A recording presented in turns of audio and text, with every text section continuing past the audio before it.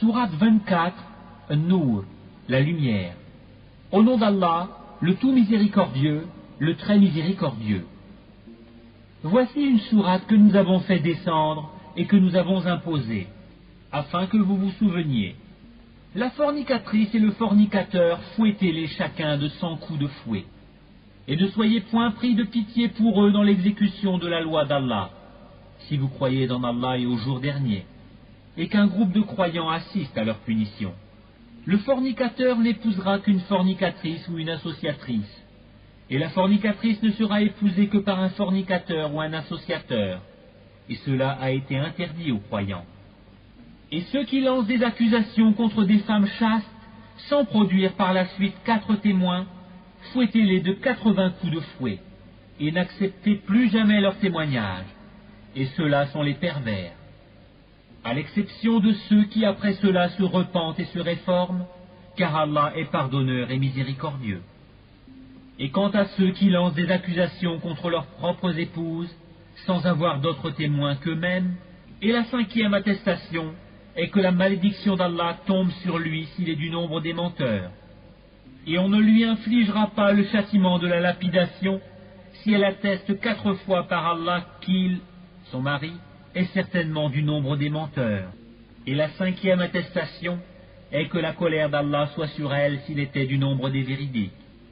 Et n'est-elle la grâce d'Allah sur vous et sa miséricorde? Allah est grand accueillant au repentir et sage. Ceux qui sont venus avec la calomnie sont un groupe d'entre vous. Ne pensez pas que c'est un mal pour vous, mais plutôt c'est un bien pour vous. À chacun d'eux ce qu'il s'est acquis comme péché. Celui d'entre eux qui s'est chargé de la plus grande part aura un énorme châtiment. Pourquoi, lorsque vous l'avez entendu, cette calomnie, les croyants et les croyantes n'ont-ils pas en eux-mêmes conjecturé favorablement, et n'ont-ils pas dit « c'est une calomnie évidente » ? Pourquoi n'ont-ils pas produit, à l'appui de leurs accusations, 4 témoins? S'ils ne produisent pas de témoins, alors ce sont eux auprès d'Allah les menteurs. N'eût été la grâce d'Allah sur vous, et sa miséricorde ici-bas comme dans l'au-delà, un énorme châtiment vous aurait touché pour cette calomnie dans laquelle vous vous êtes lancé. Quand vous colportiez la nouvelle avec vos langues, et disiez de vos bouches ce dont vous n'aviez aucun savoir, et vous le comptiez comme insignifiant, alors qu'auprès d'Allah cela est énorme. Et pourquoi lorsque vous l'entendiez ne disiez-vous pas « Nous ne devons pas en parler. Gloire à toi, ô Allah, c'est une énorme calomnie. » Allah vous exhorte à ne plus jamais revenir à une chose pareille si vous êtes croyant. Allah vous expose clairement les versets, et Allah est omniscient et sage. Ceux qui aiment que la turpitude se propage parmi les croyants auront un châtiment douloureux, ici-bas comme dans l'au-delà. Allah sait et vous, vous ne savez pas. Et n'eût été la grâce d'Allah sur vous et sa miséricorde, et n'eût été qu'Allah est compatissant et miséricordieux. Ô vous qui avez cru, ne suivez pas les pas du diable. Quiconque suit les pas du diable, sachez que celui-ci ordonne la turpitude et le blâmable. Et n'eût été la grâce d'Allah envers vous et sa miséricorde, nul d'entre vous n'aurait jamais été pur. Mais Allah purifie qui il veut, et Allah est audient et omniscient. Et que les détenteurs de richesses et d'aisance parmi vous ne jurent pas de ne plus faire des dons aux proches, aux pauvres et à ceux qui émigrent dans le sentier d'Allah. Qu'il pardonne et absolve. N'aimez-vous pas qu'Allah vous pardonne? Et Allah est pardonneur et miséricordieux. Ceux qui lancent des accusations contre des femmes vertueuses, chastes, qui ne pensent même pas à commettre la turpitude, et croyantes, sont maudits ici-bas comme dans l'au-delà, et ils auront un énorme châtiment. Le jour où leurs langues, leurs mains et leurs pieds témoigneront contre eux de ce qu'ils faisaient, ce jour-là, Allah leur donnera leur pleine et vraie rétribution, et ils sauront que c'est Allah qui est le vrai de toute évidence. Les mauvaises femmes aux mauvais hommes, et les mauvais hommes aux mauvaises femmes, de même les bonnes femmes aux bons hommes, et les bons hommes aux bonnes femmes. Ceux-là sont innocents de ce que les autres disent. Ils ont un pardon et une récompense généreuse. Ô vous qui croyez, n'entrez pas dans des maisons autres que les vôtres avant de demander la permission d'une façon délicate et de saluer leurs habitants. Cela est meilleur pour vous. Peut-être vous souvenez-vous. Si vous n'y trouvez personne, alors n'y entrez pas avant que permission vous soit donnée. Et si on vous dit retournez, eh bien retournez. Cela est plus pur pour vous. Et Allah de ce que vous faites est omniscient. Nul grief contre vous à entrer dans des maisons inhabitées où se trouve un bien pour vous. Allah sait ce que vous divulguez et ce que vous cachez. Dis aux croyants de baisser leur regard et de garder leur chasteté. C'est plus pur pour eux. Allah est certes parfaitement connaisseur de ce qu'ils font. Et dis aux croyants de baisser leur regard, de garder leur chasteté et de ne montrer de leurs atours que ce qui en paraît, et qu'elles rabattent leur voile sur leur poitrine, et qu'elles ne montrent leurs atours qu'à leur mari, ou à leur père, ou au père de leur mari, ou à leur fils, ou au fils de leur mari, ou à leur frère, ou au fils de leur frère, ou au fils de leur sœur, ou aux femmes musulmanes, ou aux esclaves qu'elles possèdent, ou aux domestiques mâles impuissants, ou aux garçons impubères qui ignorent tout des parties cachées des femmes, et qu'elles ne frappent pas avec leurs pieds de façon que l'on sache ce qu'elles cachent de leur parure. Et repentez-vous tous devant Allah, ô croyants, afin que vous récoltiez le succès. Mariez les célibataires d'entre vous et les gens de bien parmi vos esclaves, hommes et femmes. S'ils sont besogneux, Allah les rendra riches par sa grâce, car la grâce d'Allah est immense et il est omniscient. Et que ceux qui n'ont pas de quoi se marier cherchent à rester chastes, jusqu'à ce qu'Allah les enrichisse par sa grâce. Ceux de vos esclaves qui cherchent un contrat d'affranchissement, concluez ce contrat avec eux si vous reconnaissez du bien en eux, et donnez-leur des biens d'Allah qu'il vous a accordés. Et dans votre recherche des profits passagers de la vie présente, ne contraignez pas vos femmes esclaves à la prostitution si elles veulent rester chastes. Si on les y contraint, Allah leur accorde après qu'elles aient été contraintes son pardon et sa miséricorde. Nous avons effectivement fait descendre vers vous des versets clairs, donnant une parabole de ceux qui ont vécu avant vous et une exhortation pour les pieux. Allah est la lumière des cieux et de la terre. Sa lumière est semblable à une niche où se trouve une lampe. La lampe est dans un récipient de cristal, et celui-ci ressemble à un astre de grand éclat. Son combustible vient d'un arbre béni, un olivier ni oriental ni occidental, dont l'huile semble éclairer sans même que le feu la touche. Lumière sur lumière, Allah guide vers sa lumière qui il veut. Allah propose aux hommes des paraboles, et Allah est omniscient. Dans des maisons, des mosquées qu'Allah a permis que l'on élève, et où son nom est invoqué, le glorifie en elles matin et après-midi.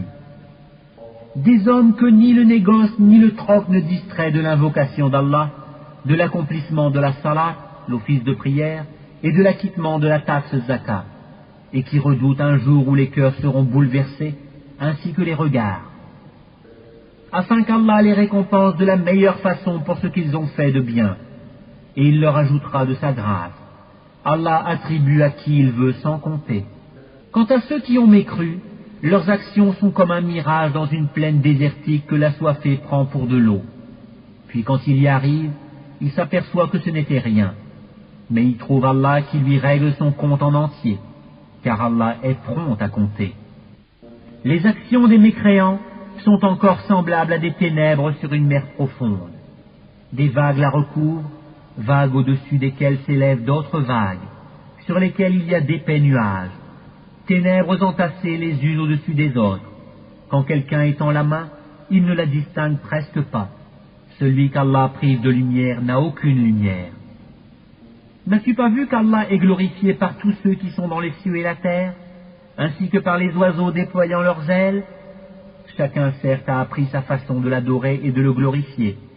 Allah sait parfaitement ce qu'ils font.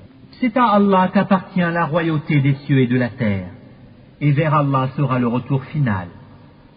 N'as-tu pas vu qu'Allah pousse les nuages, ensuite il les réunit, et il en fait un amas, et tu vois la pluie sortir en son sein.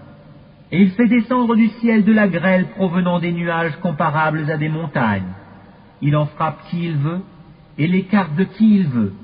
Peu s'en faut que l'éclat de son éclair ne ravisse la vue. Allah fait alterner la nuit et le jour. Il y a là un sujet de réflexion pour ceux qui ont des yeux. Et Allah a créé d'eau tout animal. Il y en a qui marchent sur le ventre, d'autres marchent sur deux pattes, et d'autres encore marchent sur 4. Allah crée ce qu'il veut, et Allah est omnipotent. Nous avons certes fait descendre des versets explicites, et Allah guide qui il veut vers un droit chemin. Et ils disent, nous croyons en Allah et aux messagers et nous obéissons. Puis après cela, une partie d'entre eux fait volte-face. Ce ne sont point ceux-là les croyants. Et quand on les appelle vers Allah et son messager pour que celui-ci juge parmi eux, voilà que quelques-uns d'entre eux s'éloignent. Mais s'ils ont le droit en leur faveur, ils viennent à lui soumis. Y a-t-il une maladie dans leur cœur? Ou doutent-ils? Ou craignent-ils qu'Allah les opprime ainsi que son messager? Non, mais ce sont eux les injustes. La seule parole des croyants, quand on les appelle vers Allah et son messager, pour que celui-ci juge parmi eux, est « Nous avons entendu et nous avons obéi ». Et voilà ceux qui réussissent. Et quiconque obéit à Allah et à son messager, et craint Allah et le redoute, alors voilà ceux qui récoltent le succès. Et ils jurent par Allah en serment solennel que si tu le leur ordonnais, ils sortiraient à coup sûr au combat. Dis, ne jurez donc pas, votre obéissance verbale est bien connue. Allah est parfaitement connaisseur de ce que vous faites. Dis, obéissez à Allah et obéissez aux messagers. S'ils se détournent, il, le messager, n'est alors responsable que ce dont il est chargé. Et vous assumez ce dont vous êtes chargé. Et si vous lui obéissez, vous serez bien guidés. Et il n'incombe au messager que de transmettre explicitement son message. Allah a promis à ceux d'entre vous qui ont cru et fait les bonnes œuvres qu'il leur donnerait la succession sur terre, comme il l'a donné à ceux qui les ont précédés. Il donnerait force et suprématie à leur religion qu'il a agréée pour eux. Il leur donnerait leur ancienne peur en sécurité. Ils m'adorent et ne m'associent rien, et celui qui mécroit par la suite, ce sont là les pervers. Accomplissez la salat, l'office de prière, acquittez la taxe zakat et obéissez aux messagers, afin que vous ayez la miséricorde. Ne pense point que ceux qui ne croient pas puissent s'opposer à l'autorité d'Allah sur terre. Le feu sera leur refuge, quelle mauvaise destination. Ô vous qui avez cru, que les esclaves que vous possédez vous demandent permission avant d'entrer, ainsi que ceux des vôtres qui n'ont pas encore atteint la puberté, à 3 moments. Avant la salat, l'office de prière de l'aube, à midi quand vous enlevez vos vêtements, ainsi qu'après la salat, l'office de prière de la nuit. 3 occasions de vous dévêtir. En dehors de ces moments, nul reproche ni à vous ni à eux d'aller et venir les uns chez les autres. C'est ainsi qu'Allah vous expose clairement ces versets, et Allah est omniscient et sage. Et quand les enfants parmi vous atteignent la puberté, qu'ils demandent permission avant d'entrer, comme font leurs aînés. C'est ainsi qu'Allah vous expose clairement ces versets, et Allah est omniscient et sage. Et quant aux femmes atteintes de la ménopause qui n'espèrent plus de mariage, nul reproche à elles d'enlever leurs vêtements de sortie, sans cependant exhiber leurs atours, et si elles cherchent la chasteté, c'est mieux pour elles. Allah est audient et omniscient.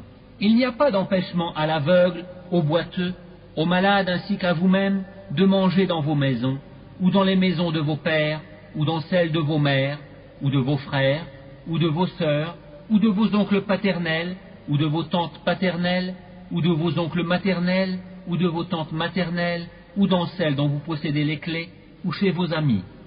Nul empêchement à vous non plus de manger ensemble ou séparément. Quand donc vous entrez dans des maisons, adressez-vous mutuellement des salutations venant d'Allah, bénies et agréables. C'est ainsi qu'Allah vous expose ces versets, afin que vous compreniez.